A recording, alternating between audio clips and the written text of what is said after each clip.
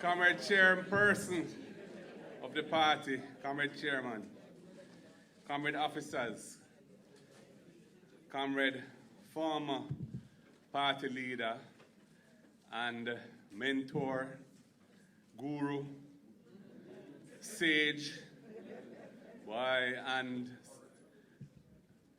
orator, somebody whose value to the party continues to grow, and who I wish to express my appreciation to for his coming here today, the things he has said, and indeed all of the advice that he has shared with me along this journey of the last 2 years. And I look forward to continuing to work closely with you, sir, in the best interest of our party and our country. Comrade Professor Anthony Tony Bogues and team, because I know this was a team effort. I must say, it really has warmed my heart to hear the presentation made today and the discussion that it engendered, the passion, the sense, the palpable sense of, I was going to say relief really, that we have managed to put together a distillation of our principles in 21st century terms, which are consistent with our democratic socialist roots, but also speak going forward to the society that we are committed to build.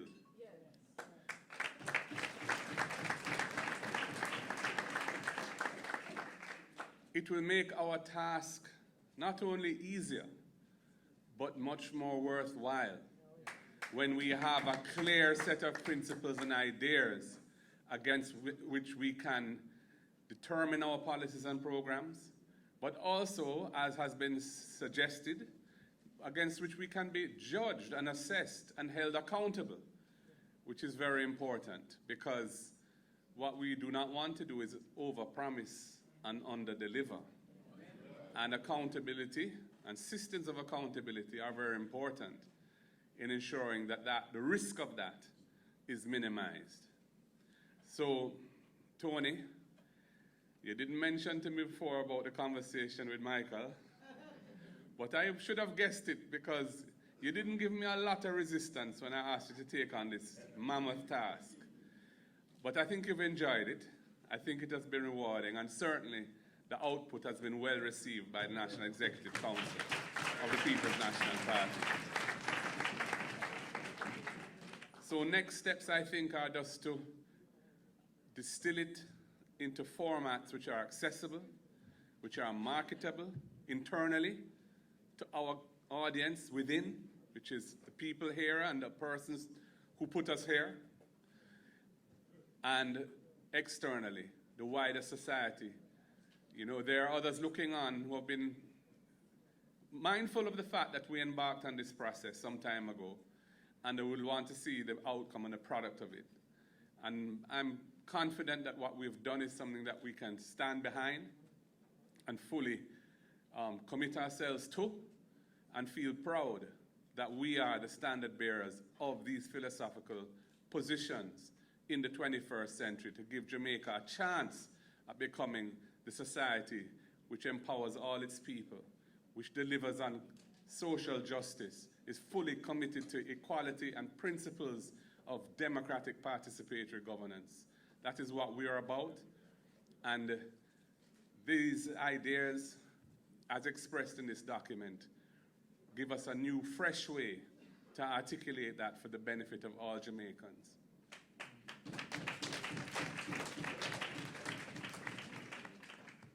Comrades, yesterday in my remarks, I touched on a few issues.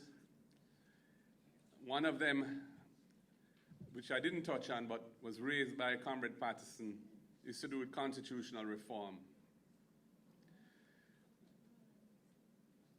If the Prime Minister is really serious about Jamaica becoming a republic, it's totally unacceptable that some 6 months after telling a member of the royal family on public TV that we're moving on, there has been no movement towards moving on.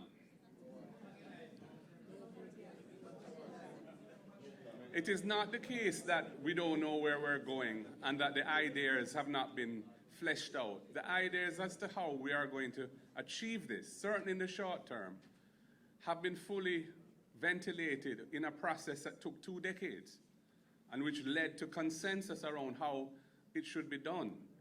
Those are drafting instructions available to be put into a bill to amend our Constitution. We would like to see that bill brought to Parliament without further delay.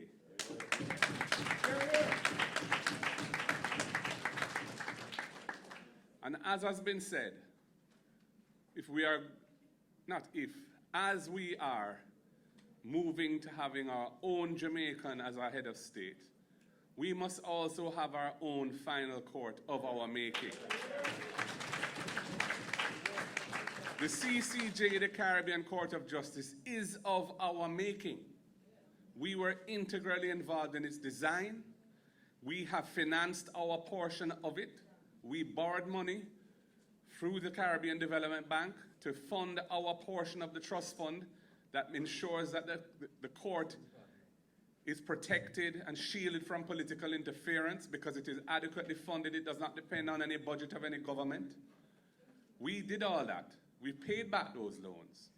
We should be using the court, which is an excellent court, staffed with top-rate judges, which is increasingly recognized around the world for the quality of its jurisprudence. Access to justice for our people is something that we will not relent on. We are committed to it.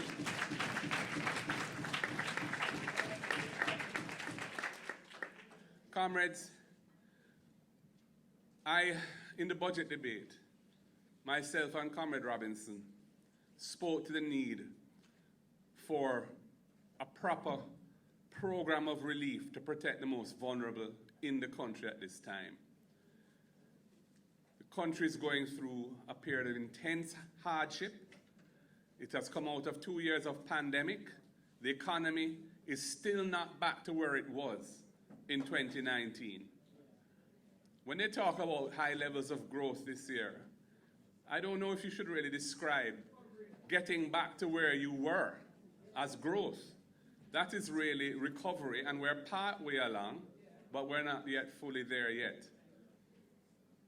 But the impact of the pandemic and what has flowed from the pandemic with the supply chain disruptions, the disruptions to the commodity markets, the geopolitical turbulence in Eastern Europe, in Ukraine and with Russia, and all of the impact that that has had on food prices, on agricultural, chemical and fertilizer prices, on the commodities of oil and gas, we need to protect our most vulnerable people. And I suggested we should cushion the crisis by allocating a meaningful amount of resources to that task. We have learning loss of major proportions in the education system. We have 20,000 children who still haven't been found. And there are many, many more who are way behind. The experts have told us we need to be spending around $4 billion just to address that issue. The 2% of GDP that I have identified as being a reasonable sum to tide us through this period and cushion the crisis could address that issue. It could increase the pensions paid to the elderly who are suffering. It could make the PATH beneficiaries receive a more meaningful contribution to their living expenses than they currently do. They are on the margins of survival. It could help our farmers to produce at prices that we could afford to buy food at, by giving them fertilizer at prices that they can afford to buy at. These are not pie-in-the-sky, irresponsible ideas. These are important and responsible ideas that the people of Jamaica would like to see happen. And I said to him, the Prime Minister, your budget is predicated on a number of things. A, it's predicated on an average oil price of $67.50 per barrel US. And the taxes, the ad valorem taxes on fuel, are collected on the impact of oil prices on what Petrojam sells. And we've had an average oil price of $100 US a barrel and higher this fiscal year. Pass through some of that windfall to consumers who need the help.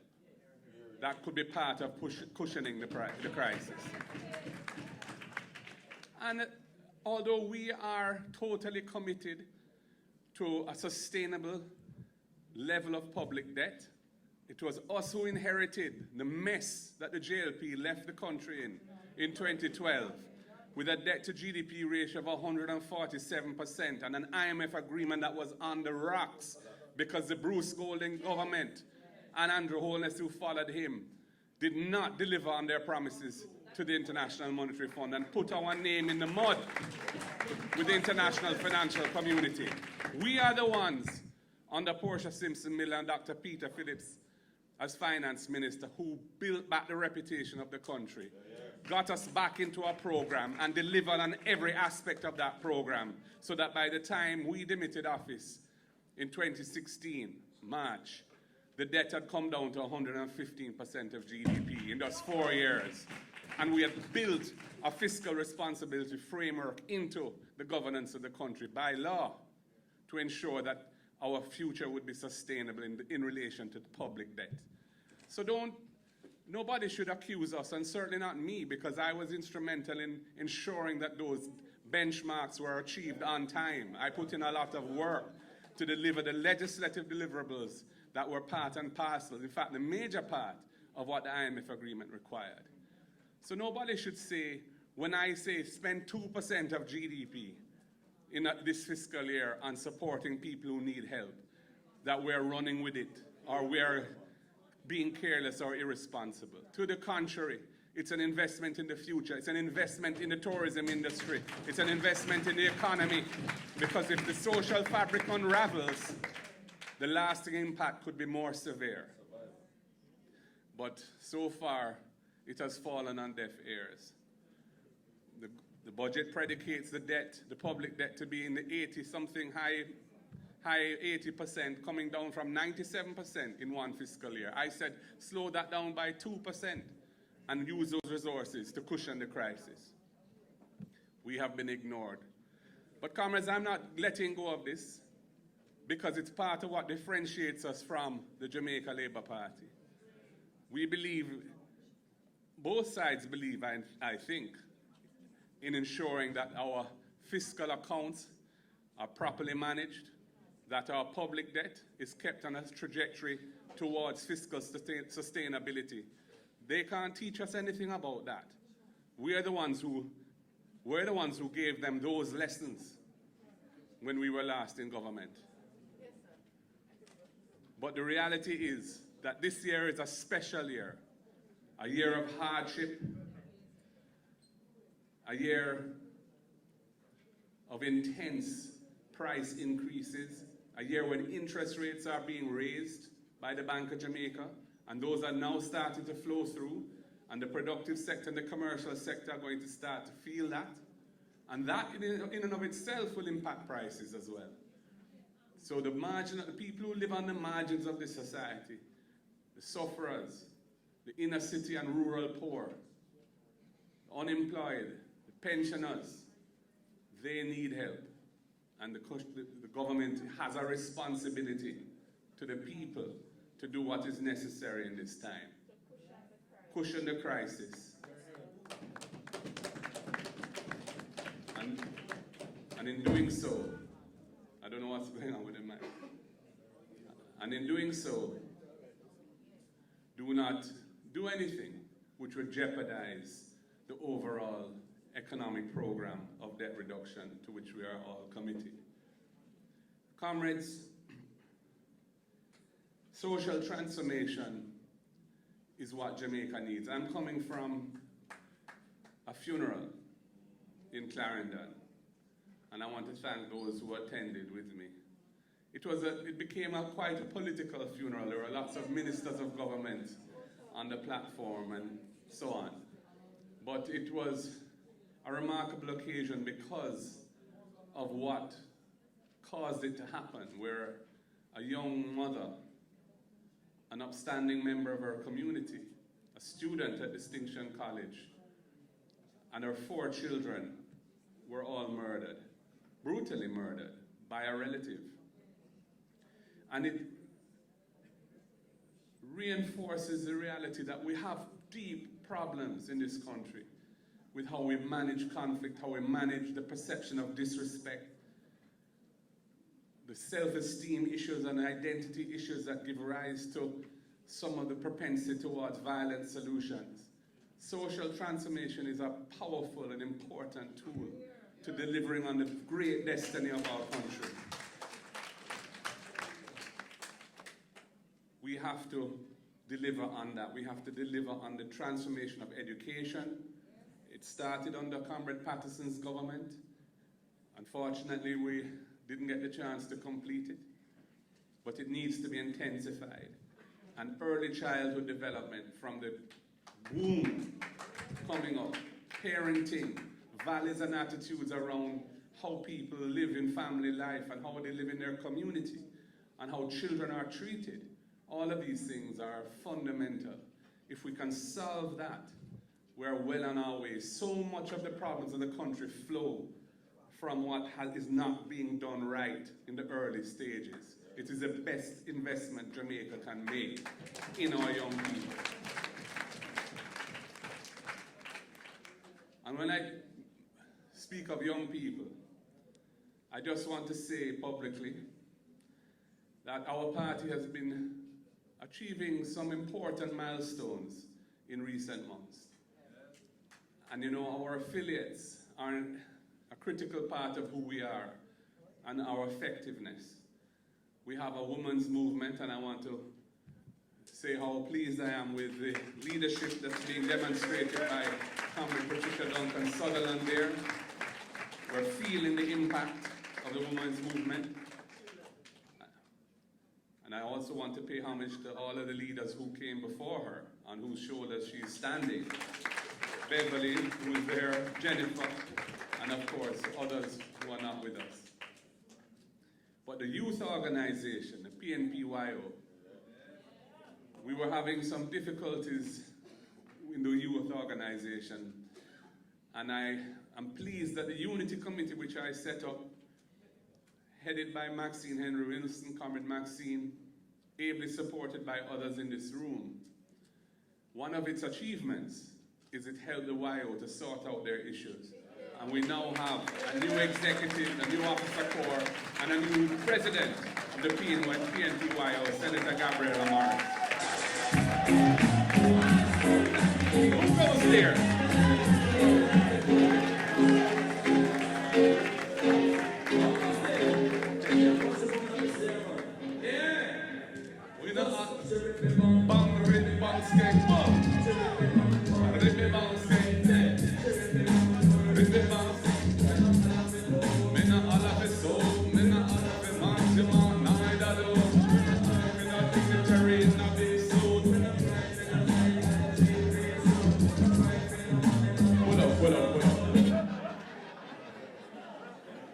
Supercat will lead me astray.